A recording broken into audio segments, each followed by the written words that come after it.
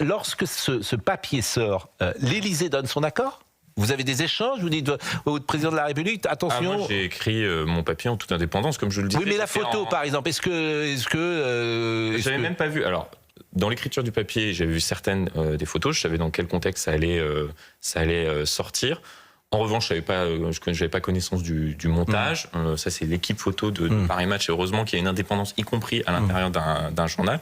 Et il y a un choix qui est fait par la direction concernant la une. Et comme je vous disais, j'étais à l'étranger à ce moment-là. Donc, vous étiez à l'étranger. Mon papier. Je connais très bien. Enfin, j'ai écrit un livre sur le président de la République et sa femme. Donc j'ai des centaines. D'ailleurs, il y a une photo. Elle a pas l'air contente, Brigitte. Elle est avec une casquette au fond de la photo. Elle a l'air de s'ennuyer. Mais bon, c'est une photo. Ça veut rien dire une photo. Peut-être que 5 minutes avant, elle souriait et ça. Mais bon, elle a l'air de s'ennuyer. Alors dans le papier, ce qu'on apprend quand même, c'est qu'il veut pas du tout partir. Il est là comme s'il était là pendant 10 ans. C'est ce qui remonte depuis plusieurs mois. C'est un échange que je relatais d'ailleurs dans le bouquin que j'ai écrit, qui atteste le fait qu'effectivement il a du mal, mais comme d'autres présidents de la République, à imaginer son départ, à